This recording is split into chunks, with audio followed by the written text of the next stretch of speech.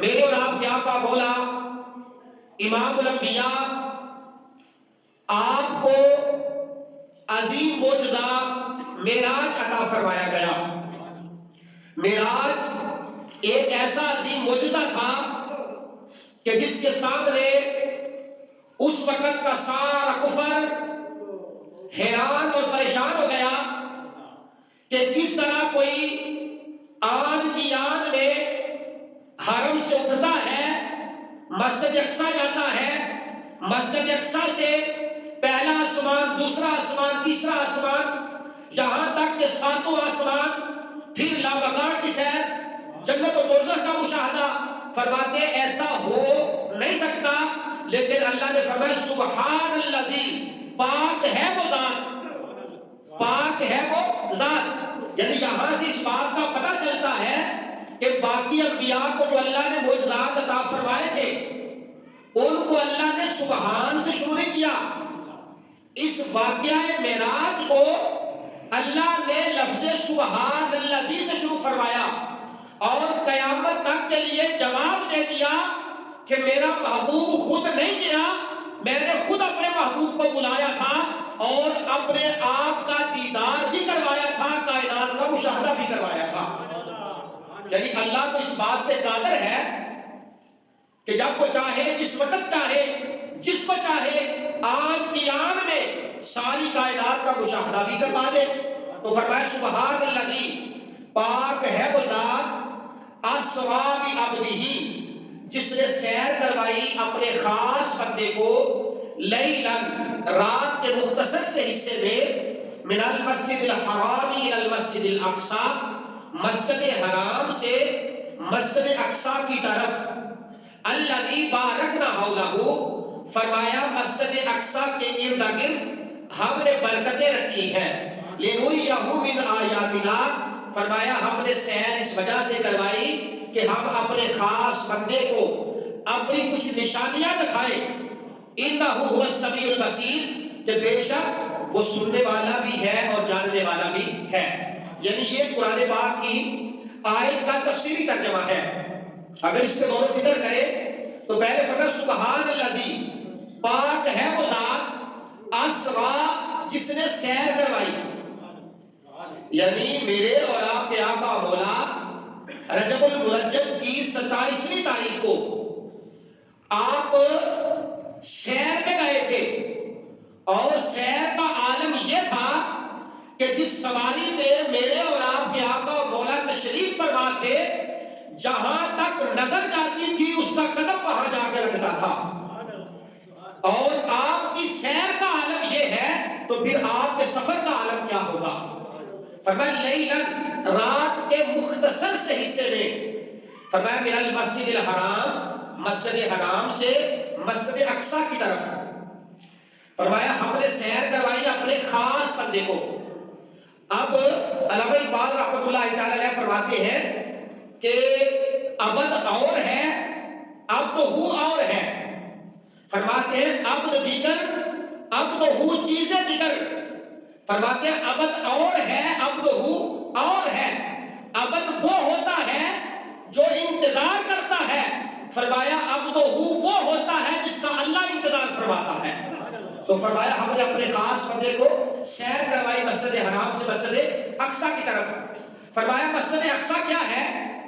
الذی بارکنا حولہ، فرمایا ہم نے اس کے ارد گرد برکتیں رکھی ہیں۔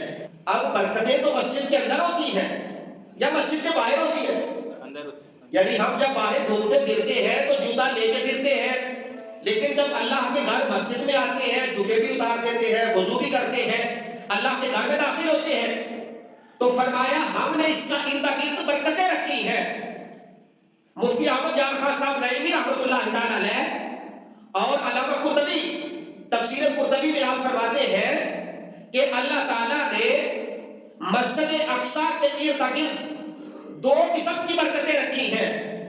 فرمایا ایک برکت تو یہ ہے کہ اس کے ارد گرد سرسبز و شاداب کھیت ہیں، باغات ہیں، طرح طرح کی نعمتیں ہیں، اور فرمایا ایک ایسی برکتیں بھی ہیں کہ مسجد اقصیٰ کے ارد گرد 100 سے زیادہ اللہ کے نبیوں کے مزارات ہیں، اور اللہ کے نبیوں کے مزارات جو ہوتے ہیں اللہ تعالیٰ ان سے برکتیں عطا فرماتا ہے۔ یعنی میں نہیں کہہ رہا، اللہ کا قرآن کہتا ہے کہ ہم نے ارد برکتیں رکھی ہیں، یعنی جو انبیاء کے جسم ہیں اگر وہ قبر میں بھی چلے جائیں تو پھر بھی اللہ کی مخلوق کو ان سے فائدہ ہوتا ہے۔ یعنی حضرت یوسف علیہ السلام اللہ کے بڑے جلیل القدر نبی ہیں، آپ کا جب وصال ہوا تو آپ کی تدفین دریا کے ایک کنارے پہ ہوئی۔ دریا سے جب پانی نکلتا تھا تو جدھر آپ کا جسم اقدس تھا ادھر کھیت جو تھے سرسبز و شاداب ہو گئے، فصل زیادہ ہو گئی، باغات بڑے خوبصورت ہو گئے۔ جو دوسری جانب تھی اس طرف ایسی ہریالی نہ تھی، لوگوں میں لڑائی ہو گئی کہ ہم بھی حضرت یوسف علیہ السلام کو ماننے والے ہیں۔ انہوں نے کیا کیا کہ حضرت یوسف علیہ السلام کی قبر مبارک سے ان کا تابوت نکالا اور اپنی جانب لے گئے۔ لڑائی بڑھنے کا خدشہ جب ہوا تو قوم کے بڑے بیٹھے، انہوں نے یہ فیصلہ کیا کہ ہم سارے جناب یوسف علیہ السلام کو ماننے والے ہیں۔ ایسا کرتے ہیں کہ سنگ مرمر سے جناب یوسف علیہ السلام کا مقبرہ بناتے ہیں، پھر اس کے پاس تالاب بنائیں گے، تالاب کے آگے بہت بڑا تالاب ہوگا جس سے نہریں نکلیں گی۔ تو انہوں نے ایسا عمل کیا، جو پانی حضرت یوسف علیہ السلام کی قبر انور کے پاس سے ہو کر آتا، اللہ تعالیٰ نے ان کے کھیتوں کو اتنی ہریالی عطا فرما دی کہ ایسی مثال پہلے کبھی ملتی نہ تھی۔ اس سے پتہ چلا کہ جو اللہ کے نبیوں کے اجسام مبارک ہیں اگرچہ قبروں میں بھی چلے جائیں تو اللہ تعالیٰ کی مخلوق کو ان سے فائدہ ہوتا ہے۔ اب میرے اور آپ کیا کا بولا، معراج کی رات آقا علیہ السلام اپنی چچا زاد بہن حضرت ام ہانی رضی اللہ تعالی عنہا کے گھر آرام فرما رہے تھے۔ یہ حضرت علی شیر خدا کرم اللہ تعالی وجہہ الکریم آپ کی سگی بہن ہے اور سرکار کی چچا زاد بہن ہے۔ آپ ان کے گھر آرام فرما رہے تھے۔ اللہ تعالیٰ نے اپنے جلیل القدر فرشتوں کو بلایا اور بلا کر فرمایا کہ جبریل جاؤ اپنے ساتھ 70,000 ملائکہ لے جاؤ۔ میکائیل کو بلایا 70,000 فرشتے ساتھ بھیجے، اسرافیل کو بلایا 70,000 فرشتے ساتھ بھیجے۔ فرمایا آج اپنی ڈیوٹی چھوڑ دو، جاؤ میرے محبوب کی بارگاہ میں اور جا کر عرض کرنا کہ اے پیارے محبوب، آج کی رات آپ کا رب جو ہے آپ کا دیدار کرنا چاہتا ہے۔ ان اللہ اشتاق لقائک یا رسول اللہ، یا رسول اللہ، اللہ رب العزت آپ کے دیدار کا مشتاق ہے۔ جناب جبریل امین علیہ السلام حاضر ہوئے، جب دیکھا تو آقا علیہ السلام تشریف فرما تھے اور مزمل والا کمبل مبارک اوڑھ کر سرکار آرام فرما رہے تھے۔ اب جبریل امین علیہ السلام اللہ کی بارگاہ میں عرض کرتے ہیں، یا اللہ تیرا محبوب محو استراحت ہے، اگر میں جگاتا ہوں تو میری اطاعت جو ہے وہ خراب ہو جائے گی، جب سرکار کے آرام میں خلل آئے گا تو میں تو نافرمان ہو جاؤں گا، اور اگر جگاتا نہیں تو تیرا حکم ہے۔ اللہ نے فرمایا جبریل تو مجھ سے پوچھا کرتا تھا کہ یا رب ذوالجلال میرا سارا جسم تو نے نور سے بنایا ہے لیکن میرے لب جو ہے وہ کافور سے بنائے ہیں، اس کی وجہ کیا ہے؟ اللہ نے فرمایا جبریل میرا محبوب آرام کر رہا ہے کیونکہ میرے آقا اللہ کے محبوب ہے۔ جبکہ بخاری شریف میں ہے میرے اور آپ کے آقا مولا نے فرمایا تنام عینی ولا ینام قلبی، آپ نے فرمایا میری آنکھیں تو سوتی ہیں لیکن میرا دل ہر وقت بیدار رہتا ہے۔ یہ میرے اور آپ کے آقا مولا کا خاصہ ہے، یعنی خاصہ اس چیز کو کہتے ہیں کہ وہ صرف آپ کو ہی عطا ہوا ہے، کائنات میں کسی دوسرے کو عطا ہی نہیں ہوا۔ جیسا کہ میرے آقا نے فرمایا کہ میرے اور آپ کے آقا مولا کے جسم اقدس پہ کبھی بھی مکھی نہیں بیٹھی۔ میرے آقا نے فرمایا کہ جب سرکار چلتے تو سب میں آپ بلند نظر آتے کہ اللہ نے آپ کو روب عطا فرمایا تھا۔ میرے بھائیو، میرے آقا نے فرمایا جس طرح میں آگے دیکھتا ہوں برابر اسی طرح پیچھے بھی دیکھتا ہوں، اور فرمایا میری آنکھیں تو سوتی ہیں لیکن میرا دل جاگ رہا ہوتا ہے۔ آپ سو رہے تھے، اللہ تعالیٰ کے فرشتے حاضر خدمت ہوئے، جناب جبریل امین علیہ السلام نے جھک کر حضرت محمد مصطفیٰ صلی اللہ تعالیٰ علیہ وسلم کے قدموں کو بوسہ عطا فرمایا۔ کس نے بوسہ دیا جی؟ جبریل امین علیہ السلام نے۔ جبریل امین کون ہے؟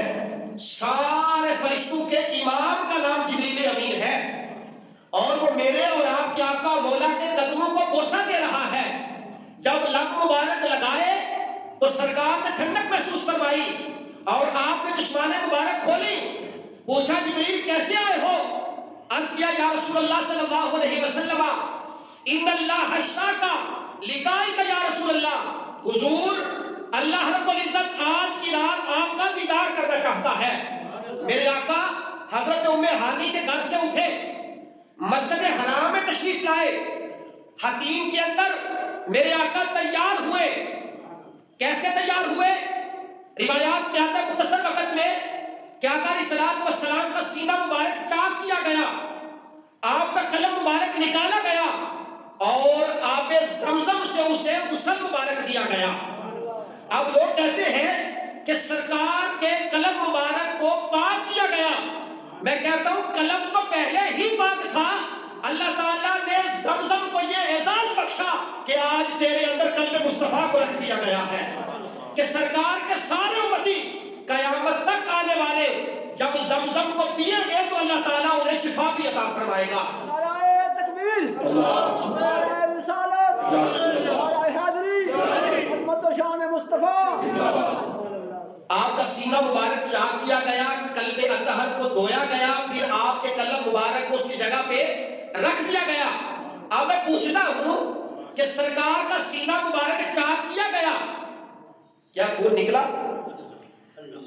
پوری آپ حدیث پاک کی کتابیں اٹھا کر دیکھیں کہ آپ کے خون کا ایک قطرہ بھی نہیں نکلا، کیونکہ میرے بھائیوں میرے اور آپ کے آقا مولا نور ہیں، اور ایسے نور ہیں کہ معراج کی رات میرے اور آپ کے آقا مولا نے جہاں 1,24,000 انبیاء کی امامت کرائی ہے، اسی جگہ بیت المعمور پر اللہ نے فرشتوں کو بھی امام بنا دیا ہے۔ آپ نے فرشتوں کو بھی نماز پڑھائی ہے۔ تو میرے بھائیوں میرے اور آپ کے آقا مولا تیار ہوئے، جنت سے براق لایا گیا۔ براق گدھے سے بڑا اور خچر سے چھوٹا ایک جانور ہے، سمجھ لیں کہ جو بجلی اس سے بنا ہوا ہے، اس کو خوب سجایا گیا، سرکار کی بارگاہ میں پیش کیا گیا۔ میرے بھائیوں بڑی لمبی بات ہے، جب حضرت جبریل امین علیہ السلام کو حکم ہوا کہ جنت کو سجا دو، حوروں کے ایمان کو کہو تیار ہو جائے، آج میرا محبوب آ رہا ہے، جنت سے براق لے جاؤ۔ جبریل امین علیہ السلام جنت میں جاتے ہیں، براق دیکھتے ہیں، ایک سے بڑھ کر ایک خوبصورت براق ہے۔ کونے میں دیکھا کہ ایک براق رو رہا ہے۔ آپ نے پوچھا کہ بھائی تو کیوں رو رہا ہے؟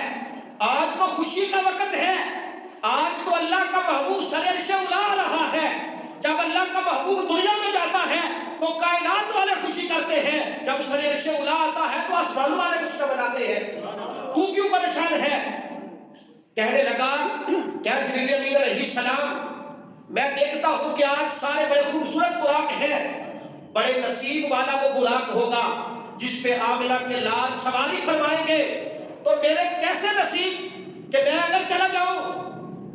تو جبریل امین علیہ السلام نے کہا کہ جو عاجزی کرتا ہے، انکساری کرتا ہے، وہ اللہ اور اللہ کے محبوب کو بڑا پسند ہے، اسی کو پکڑا اور سرکار کی سواری کے لیے لے آئے۔ یعنی ہر کسی کا اپنے محبوب کو منانے کا انداز الگ ہوتا ہے۔ محمود غزنوی رحمت اللہ تعالی علیہ آپ مدینہ منورہ گئے تو آپ نے اپنا شاہی لباس اتار دیا، پھٹے پرانے کپڑے پہنے، فقیرانہ زندگی بسر کر رہے ہیں۔ کسی نے وہاں پہچان کر پوچھا اور کہا محمود غزنوی اللہ نے تجھے بادشاہت عطا فرمائی، اتنی شان و شوکت عطا فرمائی، تو یہاں فقیروں والا بیس بنا کر پھر رہے ہو؟ تو فرمانے لگے کہ کہ یار اللہ نے مجھے بادشاہت غزنی کی عطا فرمائی ہے، سرکار کے در کے تو سارے منگتے ہیں، تو میں تو منگتا بن کر یہاں آیا ہوں، بادشاہت کو میں وہیں چھوڑ آیا تھا۔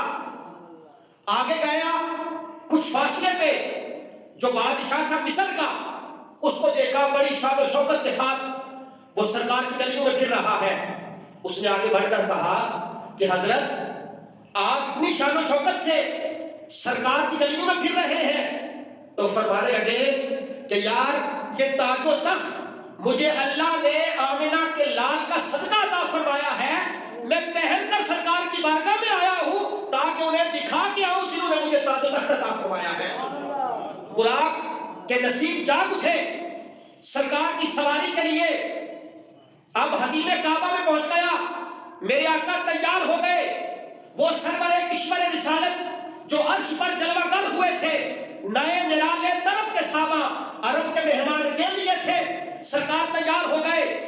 اب معراج کا دولہا تیار ہوا، 70,000 ملائکہ ایک جانب ہے، 70,000 ملائکہ ایک جانب ہے، 70,000 ملائکہ آپ کے باراتی پیچھے ہیں۔ اللہ کے جلیل القدر تینوں فرشتے، کسی نے لگام پکڑی ہوئی ہے، کسی نے زین تھامی ہوئی ہے۔ اب سرکار کے جانے کا وقت ہوا، سرکار براق پہ بیٹھنے لگے، میرے آقا رک گئے۔ جبریل نے کیا حضور کیا کوئی غلطی ہو گئی کہ آپ نے توقف فرمایا؟ آپ نے فرمایا جبریل آج میں تو براق پہ بیٹھ کر سر عرش اولا جا رہا ہوں، کل قیامت کے دن جب میری امت کو قبروں سے اٹھایا جائے گا تو ان کے ساتھ کیا معاملہ ہوگا؟ کیا انہیں بھی براق ادا کیے جائیں گے؟ تو اللہ نے کہا اے جبریل وعدہ کر لو جب پیارے محبوب کے امتی قبروں سے اٹھائے جائیں گے تو اللہ تعالیٰ انہیں بھی براق عطا فرمائے گا۔ میرے آقا براق پہ بیٹھتے ہیں، جب میرے آقا براق پہ جلوہ گر ہوئے، اب فرمایا زکات البرق یختف، یہ جو عام بجلی ہے دنیا والی، اس کی رفتار کا بندہ اندازہ نہیں لگا سکتا، اور جو براق اللہ تعالیٰ نے جنت میں سرکار کی سواری کے لیے رکھا تھا وہ تو سارے کا سارا انہی بجلیوں سے بنا ہوا تھا، جہاں تک اس کی نظر جاتی تھی اس کا قدم بھی وہیں جا کے گرتا تھا۔ ہماری آنکھ میں تھوڑا سا نور ہے، جب ہم اٹھاتے ہیں تو آن کی آن میں آسمانوں تک پہنچ جاتی ہے۔ میرے بھائیو اگر اتنا سا نور ہے تو اس کا عالم یہ ہے کہ جو سارے کا سارا نور ہے اس کی رفتار کا عالم کیا ہوگا۔ آپ براق پہ بیٹھتے ہیں، کچھ ہی دیر بعد ایک ایسا علاقہ آیا جہاں پہ کھجور کے درخت بڑی کثرت کے ساتھ پائے جاتے تھے۔ میرے اور آپ کے آقا مولا سے عرض کیا کہ یا رسول اللہ صلی اللہ علیہ وسلم حضور یہاں 2 رکعت نماز نفل ادا فرما لیں۔ آپ نے فرمایا جبریل یہ کون سی جگہ ہے؟ تو آپ نے عرض کیا کہ حضور اس کا نام ہے یثرب۔ یثرب کہتے ہیں بیماریوں والے کے گھر کو۔ جب میرے آقا نے 2 رکعت نماز نفل پڑھ لیے جانے لگے تو آپ نے پوچھا جبریل اس کا نام کیا ہے؟ تو جبریل نے عرض کیا حضور جب آپ تشریف نہیں لائے تھے تو اس کا نام یثرب تھا، جب آپ نے قدم مبارک لگا دیے تو اللہ نے اسے مدینہ طیبہ بنا دیا، مدینہ منورہ بنا دیا۔ میرے بھائیو میرے اور آپ کے آقا مولا کے قدموں کی برکت، اگر ولادت کی شرط میرے آقا قدم مبارک لگاتے ہیں تو فرمایا جعلت الارض لی مسجدا وطہورا، فرمایا اللہ نے میرے لیے ساری روئے زمین کو مسجد بھی بنا دیا اور پاک کرنے والی بھی بنا دیا۔ اور معراج کی رات جب میرے آقا کے قدم مبارک یثرب زمین پہ لگے تو فرمایا ہم نے اسے مدینہ منورہ بنا دیا۔ میرے بھائیو آقا علیہ الصلوۃ والسلام پھر براق پہ بیٹھتے ہیں، تھوڑا آگے جاتے ہیں تو پھر آقا علیہ الصلوۃ والسلام فرماتے ہیں میں سرخ ٹیلے کے پاس سے گزرا، میں نے دیکھا کہ موسیٰ علیہ السلام اپنی قبر میں کھڑے ہو کر نماز پڑھ رہے ہیں۔ معراج کی رات میرے آقا جب براق پہ بیٹھ کر جا رہے تھے، سیاستہ میں ہے، آپ نے فرمایا میں ایک سرخ ٹیلے کے پاس سے گزرا جہاں پہ میں نے دیکھا کہ موسیٰ علیہ السلام اپنی قبر میں نماز پڑھ رہے تھے۔ میرے بھائیوں پتا چلا کہ اللہ کے جو نبی ہوتے ہیں وہ مر کر ختم نہیں ہوتے، اللہ تعالیٰ نے زمین پر حرام کر دیا ہے کہ وہ انبیاء کے جسموں کو کھائے۔ میں مختصر وقت میں درود پاک کی فضیلت کے حوالے سے حدیث پاک ہے، اللہ کے نبی صلی اللہ علیہ وسلم بیٹھے ہوئے تھے تو ایک صحابی نے کہا یا رسول اللہ صلی اللہ علیہ وسلم ہم آپ پر درود و سلام پڑھتے ہیں، ابھی تو آپ ہمارا درود و سلام سماعت فرماتے ہیں۔ حضور جب آپ کا وصال ہو جائے گا تو آپ نے فرمایا ان اللہ حرم علی الارض ان تاکل اجساد الانبیاء فنبی اللہ حی۔ آپ نے فرمایا سوال کرنے والے، اللہ نے زمین میں حرام کر دیا ہے کہ وہ اللہ کے نبیوں کے جسموں کو کھائے، اللہ کے نبی زندہ ہوتے ہیں۔ اگر حضرت موسیٰ علیہ السلام اپنی قبر میں زندہ ہے تو جس کو حضرت موسیٰ علیہ السلام کو جن کے صدقہ نبوت ملی ان کی حیات کا کیا عالم ہوگا۔ تو میرے بھائیو آقا علیہ السلام آگے گئے، سفر کرتے کرتے میرے اور آپ کے آقا مولا 27ویں شب کو جب آپ مسجد اقصیٰ پہنچتے ہیں، جب مسجد اقصیٰ میں پہنچے تو آپ کے وہاں پہنچنے سے پہلے 1,24,000 انبیاء مسجد اقصیٰ میں کھڑے تھے۔ یعنی سرکار کے جانے سے پہلے آپ وہاں کھڑے تھے۔ اب میں پوچھتا ہوں کہ آقا علیہ السلام جب مسجد اقصیٰ میں پہنچتے ہیں تو حضرت موسیٰ علیہ السلام مسجد اقصیٰ میں بھی موجود تھے، موجود تھے نا جی؟ آقا علیہ السلام کی آمد سے پہلے حضرت موسیٰ علیہ السلام آپ مسجد اقصیٰ میں بھی موجود تھے۔ پھر آپ نے خطبہ بھی ارشاد فرمایا تھا، تمام انبیاء نے خطبے دیے۔ جب آقا علیہ السلام آسمانوں پہ گئے تو چھٹے آسمان میں پھر حضرت موسیٰ علیہ السلام سے ملاقات ہوئی۔ یہ نمازوں کا جو تحفہ ملا ہے کہ آپ نے دیکھا کہ پہلے قبر میں دیکھا، پھر مسجد اقصیٰ میں دیکھا اور پھر چھٹے آسمان میں دیکھا۔ اور سرکار کی رفتار کا عالم کیا ہے، جہاں پر آپ کی نظر جاتی ہے وہاں پہ آپ کا قدم ہوتا ہے۔ لیکن دیکھا کہ موسیٰ علیہ السلام اپنی قبر میں بھی ہیں، مسجد اقصیٰ میں بھی ہیں اور چھٹے آسمان پر بھی ہیں۔ میرے بھائیو اگر حضرت موسیٰ علیہ السلام ایک وقت میں کئی جگہ پہ موجود ہو سکتے ہیں تو میرے اور آپ کے آقا مولا اپنے امتی کی قبر میں کیوں تشریف نہیں لا سکتے؟ اگر موسیٰ علیہ السلام آ سکتے ہیں تو محمد رسول اللہ صلی اللہ علیہ وسلم کیوں نہیں آپ آ سکتے؟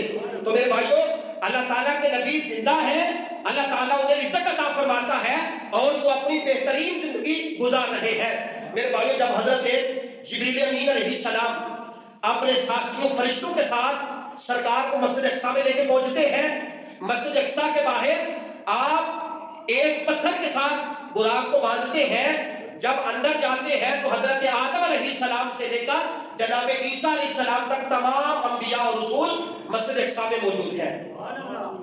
اب حضرت جبریل امین علیہ السلام نے ایک پہاڑ کے اوپر کھڑے ہو کر آذان پڑھی اور آقا علیہ السلام فرماتے ہیں میں خاموش کھڑا تھا، میرا تو کوئی ارادہ بھی نہیں تھا امامت کا۔ جب آذان پڑھی گئی تو جبریل امین علیہ السلام نے میرا ہاتھ پکڑا اور پکڑ کر مجھے مصلی امامت پہ کھڑا کر دیا۔ کہتے میں نے کہا کہ امامت یا تو حضرت آدم علیہ السلام کریں گے جو ساری بشریت کے باپ ہیں، یا جناب موسیٰ کروائیں گے، ابراہیم علیہ السلام کروائیں گے، میں کوئی امامت نہیں کرواؤں گا۔ تو آپ نے عرض کیا یا رسول اللہ صلی اللہ علیہ وسلم حضور یہ جو سارے صاحب کھڑے ہیں ان کی منشا بھی یہی ہے کہ مصلی امامت پہ آپ کھڑے ہو جائیں اور اللہ کی رضا بھی اسی میں ہے کہ آپ مصلی امامت پہ کھڑے ہو جائیں۔ تو میرے بھائیوں میرے اور آپ کے آقا مولا نے تمام انبیاء کو نماز پڑھائی۔ میرے بھائیوں آقا علیہ السلام سب انبیاء کے امام بنے، کیونکہ جو بعد میں آنے والا ہے کسی کے ذہن میں آ سکتا تھا جو پہلے آنے والے ہیں ان کی بڑی شان ہے، لیکن اللہ تعالیٰ نے مسجد اقصیٰ کے اندر تمام انبیاء کو مقتدی بنایا اور میرے اور آپ کے آقا مولا کو مقتدا بنایا اور اعلان فرما دیا کہ میرا محبوب سب سے پہلے ہے اور سب کے بعد آنے والا ہے، اگرچہ یہ آخر میں آنے والا ہے لیکن سب کا یہ امام ہے۔ تو میرے بھائیوں جب مسجد اقصیٰ میں سرکار نے نماز پڑھائی تو انبیاء علیہ السلام نے خطاب فرمائے، حضرت آدم علیہ السلام کھڑے ہوئے، اللہ کی حمد بیان کی، اللہ کی بڑائی بیان کی اور کہا کہ میں اللہ کا شکر ادا کرتا ہوں کہ اللہ نے مجھے صفی اللہ بنا کر بھیجا، اپنا نائب بنایا۔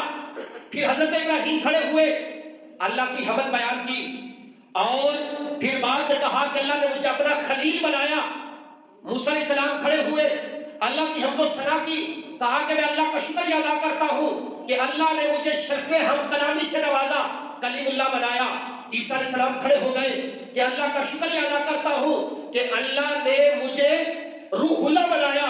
جب تمام انبیاء خطاب کر کے بیٹھ گئے تو میرے اور آپ کے آقا مولا کھڑے ہوئے، آپ نے اللہ کی حمد بیان کی، اللہ کی تعریف کی اور کہا کہ میں اللہ کا شکریہ ادا کرتا ہوں کہ اللہ رب العزت نے مجھے ساری کائنات کے لیے رحمت بنا کر بھیجا ہے۔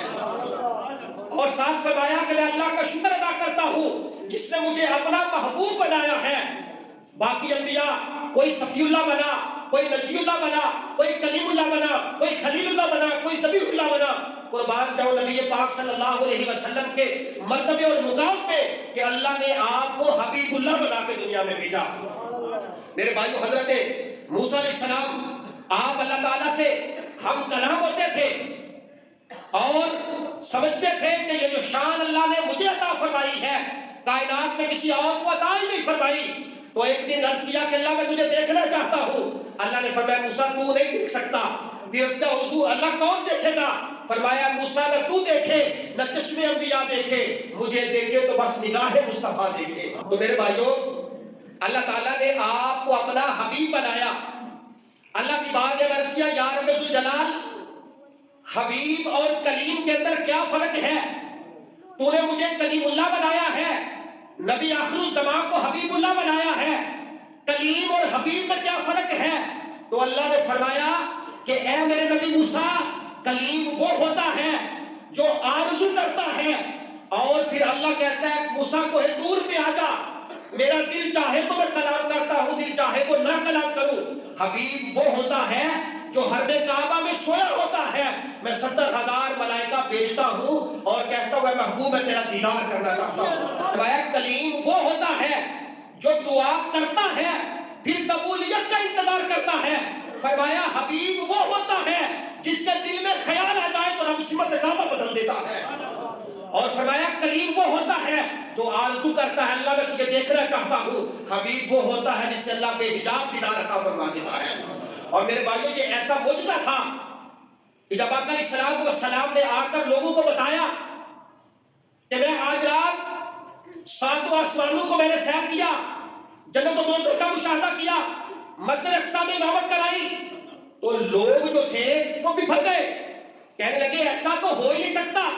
پھر طرح طرح کے سوال کیے۔ میرے بھائیوں، میرے اور آپ کے آقا مولا معراج کی رات اپنے جسم کے ساتھ گئے تھے۔ کیونکہ میں اکثر کہتا ہوں، مجھے نوجوان بھی کہتے ہیں کہ آپ سوشل میڈیا کی بڑی بات کرتے ہیں، کیونکہ آج ہر بندہ سوشل میڈیا استعمال کرتا ہے۔ اب یہ بھی فکرے موجود ہیں کہ آقا علیہ السلام کو معراج میں گئے تھے، یہ سرکار کو خواب میں معراج ہوا تھا۔ میں پوچھتا ہوں اگر معراج خواب میں ہوتا، اگر معراج خواب میں ہوتا تو پھر کفار کا اتنا سخت جو رد عمل آیا اس کی کیا ضرورت تھی؟ خواب کے اندر میں اور آپ بھی تو معراج کر سکتے ہیں، اللہ کے رشک کو دیکھ سکتے ہیں، جنت و دوزخ کا مشاہدہ کر سکتے ہیں۔ اللہ تعالیٰ چاہے تو کسی بھی بندے کو دکھا سکتا ہے۔ اگر معراج خواب میں ہوتا تو پھر اعتراضات نہ ہوتے۔ اس سے پتہ چلتا ہے تو سرکار نے معراج کا اعلان فرمایا تھا، یہ سرکار کی روح کو بھی ہوا تھا اور جسم کو بھی ہوا تھا۔ یہ معراج روح اور جسم تھا، کیونکہ لفظ عبد ہی اپنے خاص بندے کو، میرے بھائیوں عربی کے اندر عبد بولا جاتا ہے، روح مال جسد، ایسا جسم جس کے اندر جان ہو، روح ہو۔ تو فرمایا میرے آقا کو اللہ نے معجزہ معراج عطا فرمایا تھا، وہ روح مال جسد تھا۔ تو میرے بھائیوں جب سرکار نے آ کر لوگوں کو بتایا تو معاملات عجیب طرح کے ہو گئے۔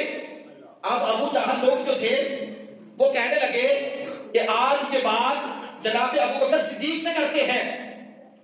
جب وہ حضرت ابو بکر کے پاس پہنچے، جا کر کہا کہ ابو بکر ہمیں بتاؤ، ایک بندہ کہتا ہے میں رات کے تھوڑے حصے میں، اتنا قلیل حصہ تھا کہ میں اتنی سیر کر کے جب واپس آیا بستر بھی گرم تھا، وضو کا پانی بھی چل رہا تھا اور دروازے کی جو کنڈی ہے وہ بھی حرکت کر رہی تھی۔ آپ نے فرمایا بتاؤ۔ وہ کہنے لگے، ایک بندہ کہتا ہے کہ میں مسجد حرام سے مسجد اقصی گیا اور مسجد اقصی سے پھر میں 7 آسمانوں کی سیر کی، جنت و دوزخ کا مشاہدہ کیا، 18,000 سال کا سفر ہے۔ آپ نے پوچھا کہ کون کہتا ہے؟